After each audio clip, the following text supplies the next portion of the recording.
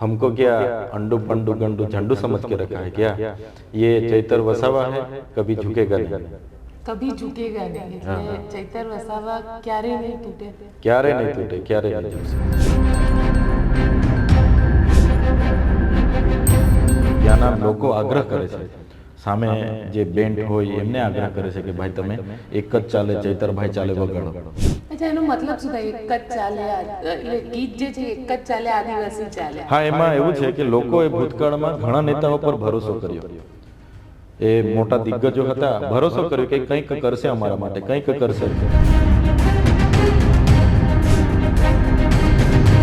યાત્રા તમે કરી રહ્યા છો, સ્વાભિમાન યાત્રા તમે નામ આપ્યું છે, કેમ સ્વાભિમાનની જરૂર પડી ત્યાં આગળ? ભય, ભ્રષ્ટાચાર થતો હોય તો એની સામેની આ યાત્રા છે કે ભાઈ અમે સ્વાભિમાનથી ન્યાય માટે લડતા રહીએ.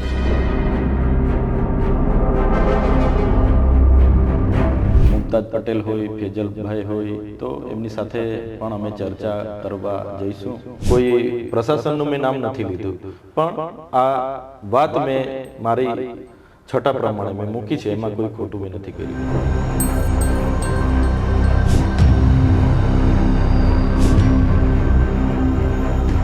પિક્ચરના ડાયલોગ બોલ્યા હતા, પુષ્પાનો ડાયલોગ તમે બોલ્યા હતા, એની પાછળનો કોન્સેપ્ટ છે. હું ચૈતર વસાવા હું ચૈતર વસાવા છું. तुमको क्या लगता था नहीं लौटेंगे? गलत. जब तक तोड़ेंगे नहीं तब तक छोड़ेंगे नहीं.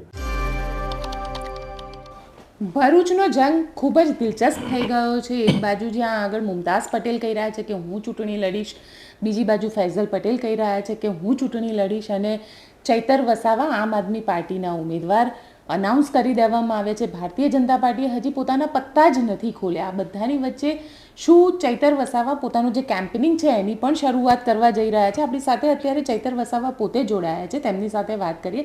ચૈતરભાઈ, નિર્ભય ન્યૂઝમાં આપનું સ્વાગત છે. હા, આપનું પોતાનું કેમ્પેનિંગ આપ શરૂ કરવા જઈ રહ્યા છો. શું છે કેમ્પેનિંગ, ક્યારથી શરૂ થઈ રહ્યું છે અને કયા કયા વિસ્તારની અંદર? કારણ કે નર્મદા જિલ્લામાં તમારા ઉપર પ્રવેશબંધી લગાવવામાં આવી છે, ભરૂચમાં તમે રાત નથી રોકાઈ શકવાના.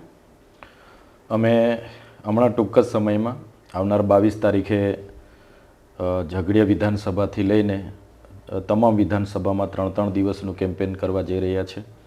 એમાં તમામ ગામોમાં જઈને ત્યાંના લોકોને મળીશું, એમની સમસ્યા સાંભળીશું અને એમની સાથે તંદુરસ્ત ચર્ચાઓ કરવા અમે માગી રહેલા છે. અને મને લાગે છે ત્યાં સુધી આ કેમ્પેનિંગમાં એ ભરૂચ અને જે લોકસભામાં તમામ વિસ્તાર આવે છે એના તમામ લોકો આમાં જોડાય અને તમામ લોકો અમે સાથે રહીને આગળ વધીએ એ તરફ અમે આગળ વધી રહેલા છે. અમારે ત્યાં ઝઘડિયા વિધાનસભામાં ગુમાનદેવ ખાતે હનુમાન દાદાનું મોટું મંદિર છે, ત્યાંથી અમે પ્રસ્થાન કરવાના છે.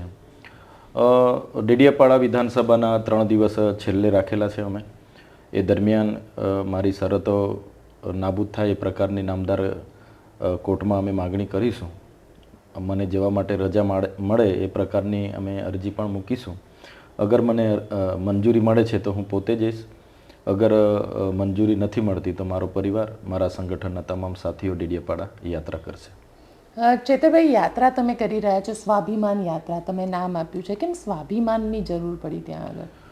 સ્વાભિમાનની જરૂર એટલા માટે પડી છે, આજે ભાજપ સરકારના રાજમાં આટલી મોટી પાર્ટી, આટલું મોટું એમનું સંગઠન, તો લોકોને, અમારા જેવા ધારાસભ્યને પણ ડરાવી ધમકાવીને આ બધું થતું હોય, ભય, ભ્રષ્ટાચાર થતો હોય તો એની સામેની આ યાત્રા છે કે ભાઈ અમે સ્વાભિમાનથી ન્યાય માટે લડતા રહીશું, લોકોના અવાજ બનતા રહીશું. એના માટે એમનું નામ, યાત્રાનું નામ સ્વાભિમાન યાત્રા આપ્યું છે.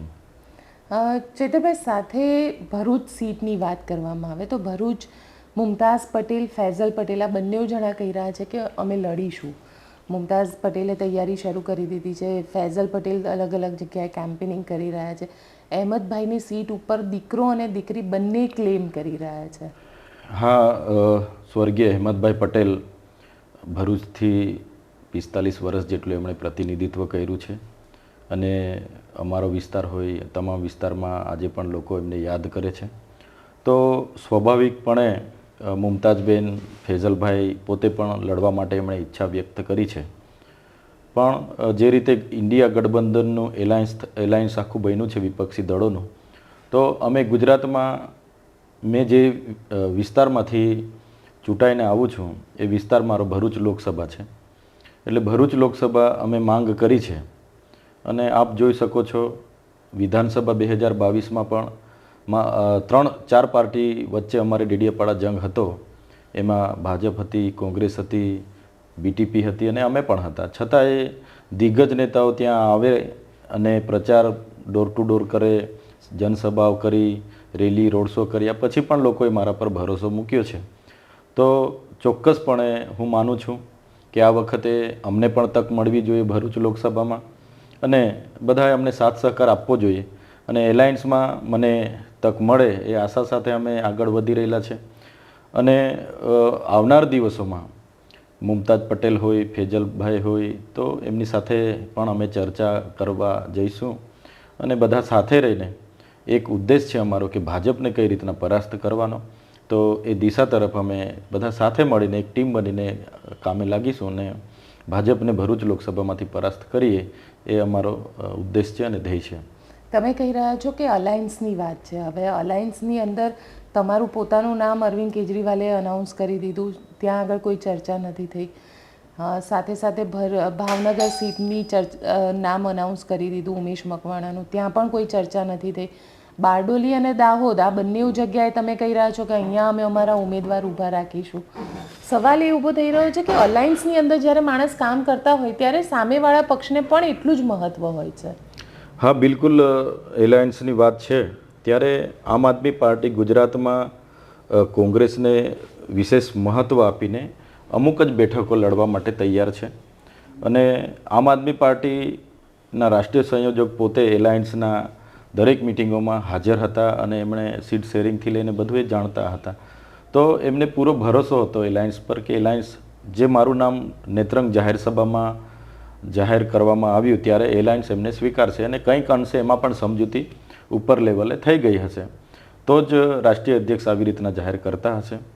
બાદમાં એ દરમિયાન 8મી જાન્યુઆરી 12મી જાન્યુઆરી એલાયન્સની મિટિંગો થઈ સીટ શેરિંગને લઈને, છતાં આજ સુધી સમજૂતી નથી થઈ અને ખૂબ લાંબો 1 મહિનાથી પણ લાંબો સમય જ્યારે થતો હોય, 40 દિવસ થઈ ગયા પછી પણ કોંગ્રેસથી કોઈ વાટાઘાટા માટે કોઈ પ્રસ્તાવ ન હોય તો સ્વાભાવિકપણે આમ આદમી પાર્ટી પણ રાષ્ટ્રીય પાર્ટી છે અને આમ આદમી પાર્ટી સમય બગાડ્યા વગર ભાજપ સામે લડવા માટે ઉતરતી હોય ત્યારે એને ધ્યાને રાખીને એમણે ફરી એકવાર ભાવનગરની સીટ જાહેર કરી છે અને એમણે અમને પણ સૂચના હતી, માનનીય કેજરીવાલજી, ભગવત માનજી અને સંદીપ પાઠકજીએ કીધું કે આપણે બારડોલી અને દાહોદ લોકસભામાં પણ મજબૂત છે, એ સીટો પણ આપણે ગઠબંધનમાં આપણી માગણી આપણે મૂકી છે ત્યારે તમે એ સીટોમાં પણ તમે મિટિંગ કરો અને એ સીટોમાં જે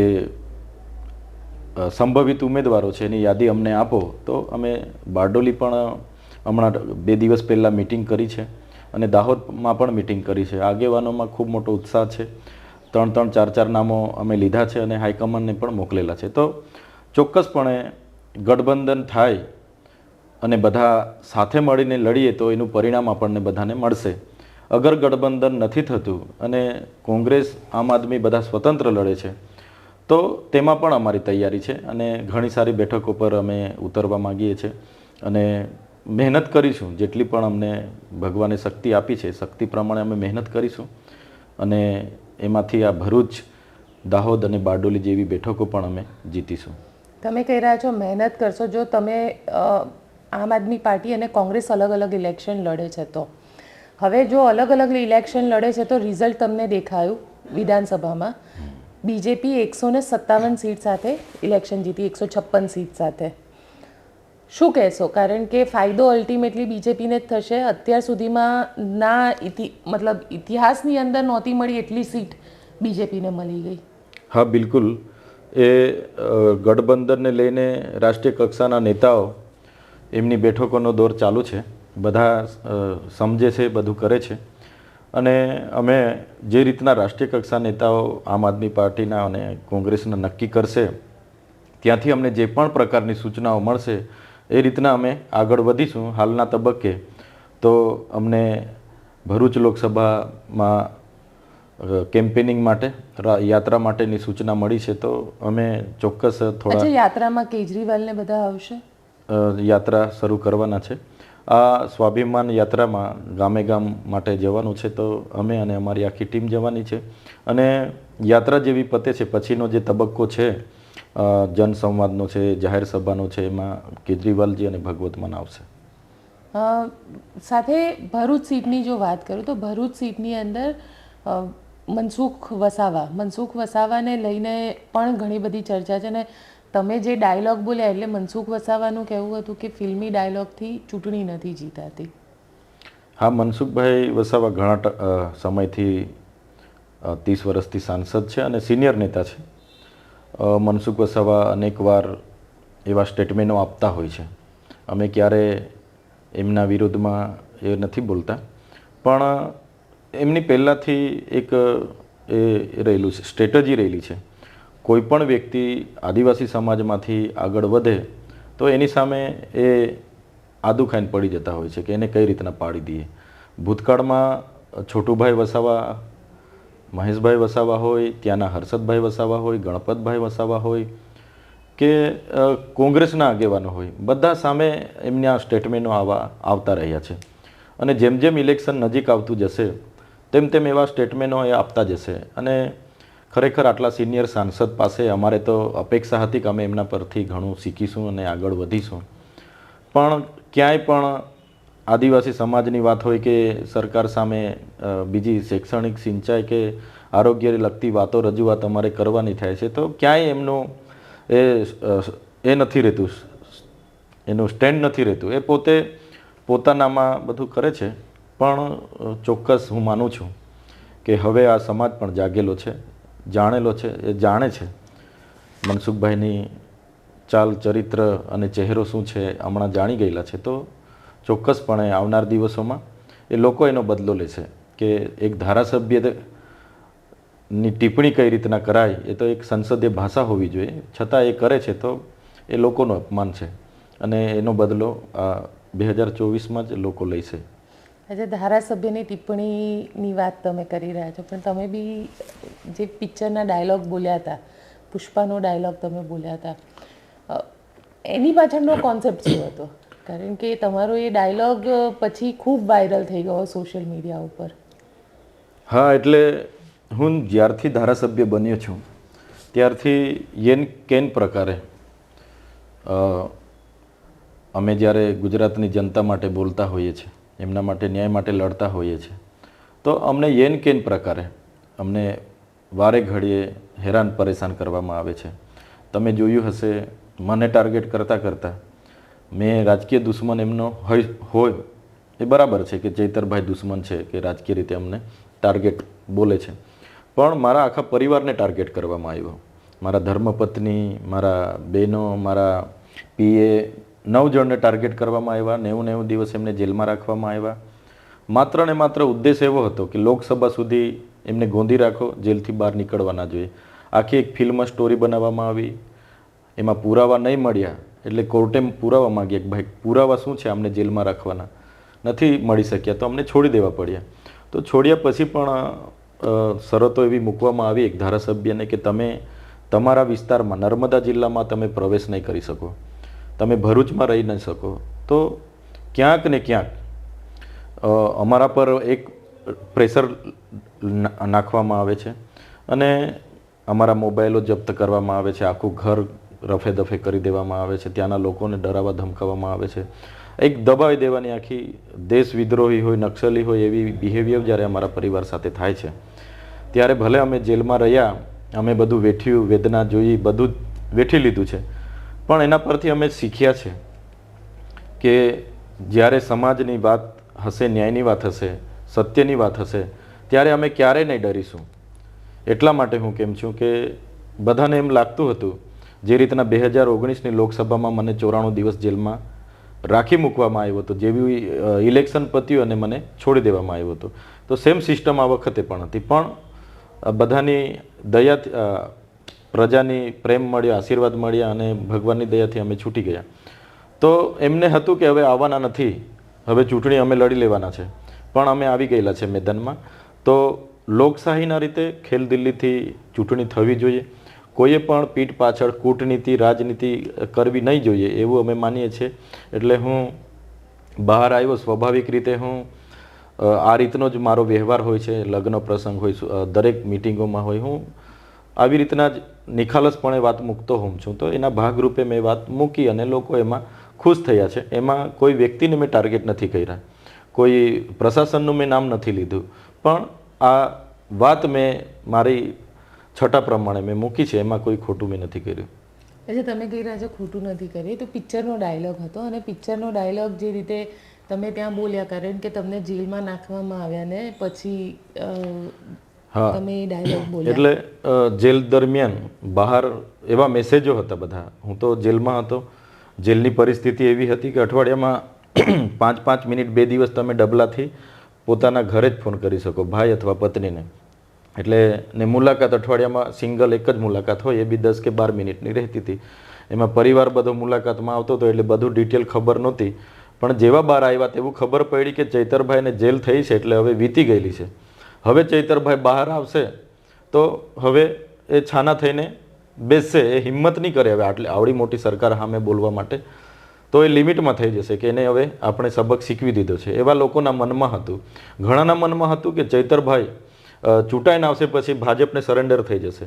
તો એને લઈને મેં લોકોનું મનોબળ વધે એના માટે મેં બોલ્યો છું કે કંઈ વાંધો નહીં. જેને લાગતું હતું કે આવશે નહીં તો હું આવી ગયેલો છું ને હું ચૈતર વસાવા છું. તુમકો કા લગતા થા નહીં લौटेंगे, गलत जब तक तोड़ेंगे नहीं तब तक छोड़ेंगे नहीं. हमको क्या अंडू पंडू गंडू झंडू समझ के रखा है क्या? ये चैतर वसावा है, कभी झुकेगा नहीं. કભી ઝુકેગા નહીં. એટલે ચૈતર વસાવા ક્યારેય નહીં તૂટે, ક્યારે નહીં તૂટે, ક્યારે નહીં ઝૂકશે. અને સવાલ એવી છે ને કે આદિવાસી હકની તમે વાત કરી રહ્યા છો, પરંતુ ચર્ચાઓ ખૂબ બધી થાય કે માણસ જ્યારે જેલમાં જઈને આવ્યો હોય ને આટલી સરકાર એ બી 156ની સરકાર હોય, 4 ધારાસભ્ય તૂટી ગયા હોય, તો ચૈતર વસાવા નહીં તૂટે એની કઈ ગેરંટી જનતાને કે લોકસભા જીત્યા પછી પણ તમે જઈ શકો છો, એવું પણ લોકો કહી રહ્યા છે. મને જે લોકોનો પ્રેમ મળ્યો છે, હું મારી સાથે જે આ બનાવ બન્યો અને એ બનાવ દરમિયાન પણ એના અગાઉ પણ વિધાનસભાની ચૂંટણીમાં લોકોએ મને પ્રેમ આપ્યો, આશીર્વાદ આપ્યા.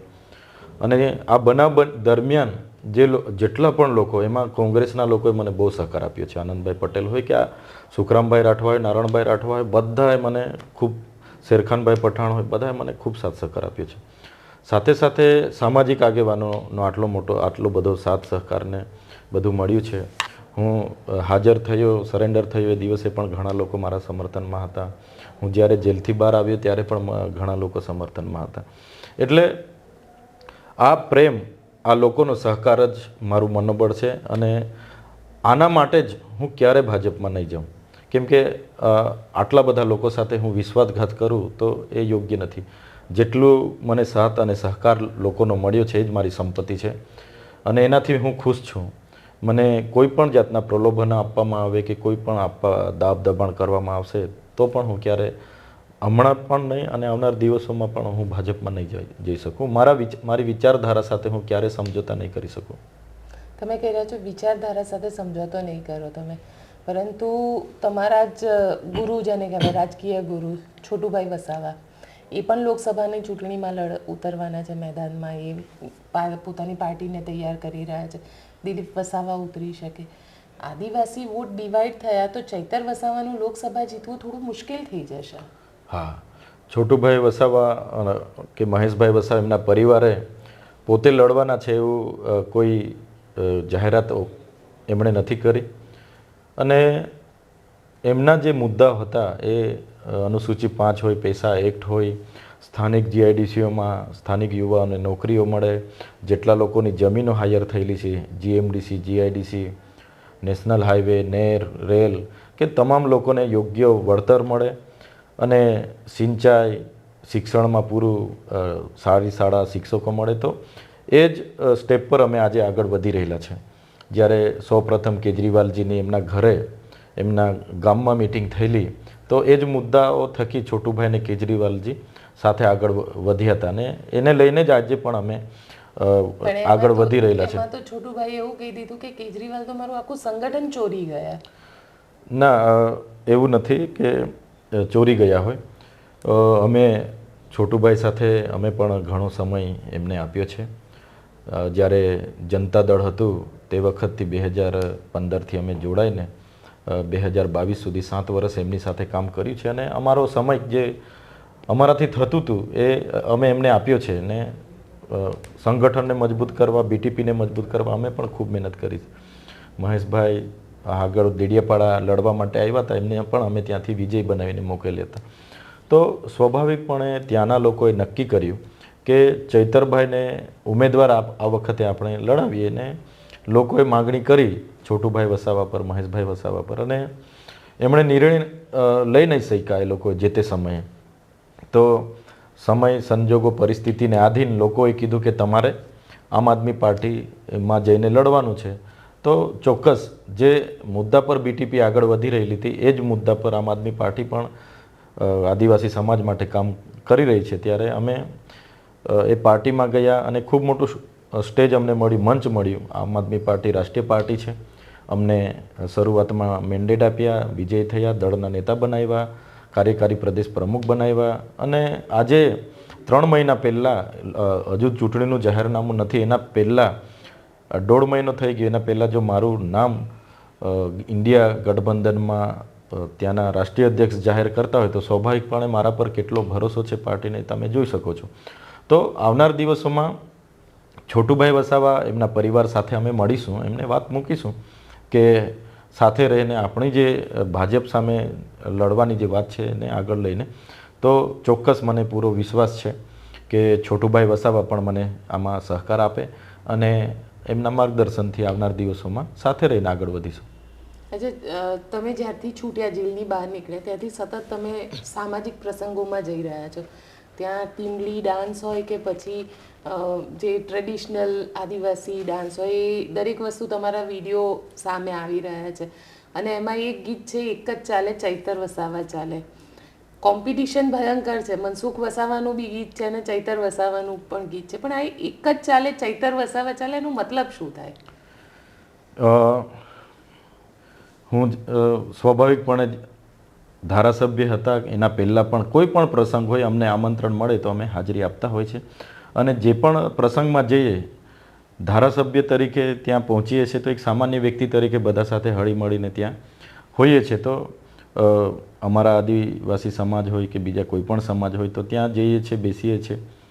તો લોકોમાં જ એક હાલના તબક્કે એક એ ચાલે છે, ટ્રેડ ચાલે છે કે બધા મારું સ્ટેટસ મૂકે છે, બધા મને સપોર્ટ કરે છે અને જે પણ ગામમાં આવા પ્રસંગો હોય એમાં ત્યાંના લોકો આગ્રહ કરે છે, સામે જે બેન્ટ હોય એમને આગ્રહ કરે છે કે ભાઈ તમે એક જ ચાલે, ચૈતરભાઈ ચાલે વગાડો. તો એ લોકોને વગાડવું પડે છે. એટલે આ એક લોકોનો પ્રેમ છે. મેં કે મારી પાર્ટીના કાર્યકરો કે કોઈએ આ ગીત બનાવ્યું નથી, લોકોએ સ્વયંભૂ ગીત બનાવ્યું છે અને એમાં મેં તો સોશિયલ મીડિયામાં જોયું કે ઘણા નાના નાના ભૂલકા પણ ગાઈ રહ્યા છે કે એક જ ચાલે, ચૈતરભાઈ ચાલે. વિદેશમાં પણ અમુક વિડીયો, હા, વિદેશમાં ચાલે છે. હું થોડા દિવસો પહેલાં પંચમહાલ, ગોધરા ગયો, ત્યાં પણ આ ગીત એમણે ચાલતું હતું. દાહોદ ગયા, ત્યાં પણ આ ચાલતું હતું. તો અમારા પૂરા વિસ્તારમાં એક લોકોને એક ભરોસો છે કે આ ચાલશે, આ લડશે, અમારા માટે આ વ્યક્તિ કંઈક કરશે. એક ઉર્જા છે લોકોને, મારા પર એટલો બધો ભરોસો છે કે આ જ ચાલશે, હવે આ જ કંઈક કરશે અમારા માટે. એ ઉમ્મીદથી આ ગીત એ લોકો ગાય છે. અચ્છા, એનો મતલબ શું થાય? એક જ ચાલે, એટલે ગીત જે છે એક જ ચાલે, આદિવાસી ચાલે. હા, એમાં એવું છે કે લોકોએ ભૂતકાળમાં ઘણા નેતાઓ પર ભરોસો કર્યો. એ મોટા દિગ્ગજો હતા, ભરોસો કર્યો કે કંઈક કરશે અમારા માટે, કંઈક કરશે. પાર્ટીને નથી જોયા પણ અમારા સમાજના નેતાઓને જોઈને લોકોએ મતદાન કરી એમને જીતાડ્યા. બાદમાં જ્યારે લોકોના વિશ્વાસ પર એ લોકો નિષ્ફળ નીવડેલા છે ત્યારે લોકો હવે અમારા પર ભરોસો કરી રહ્યા છે કે એક જ ચાલશે, ચૈતરભાઈ જ ચાલશે. એનો અર્થ એવો છે કે આ જ કંઈ અમારા માટે કરશે. આવનાર ભવિષ્યમાં અમારા માટે જ્યાં પણ જરૂર પડશે કે જ્યાં પણ અમને એવું લાગશે તો અમારા માટે ઊભા થશે, અમારા માટે કરશે, એમાં ભરોસો છે અમારા પર. એના પરથી એ લોકો કહે છે કે એક જ ચાલશે, ચૈતરભાઈ ચાલશે.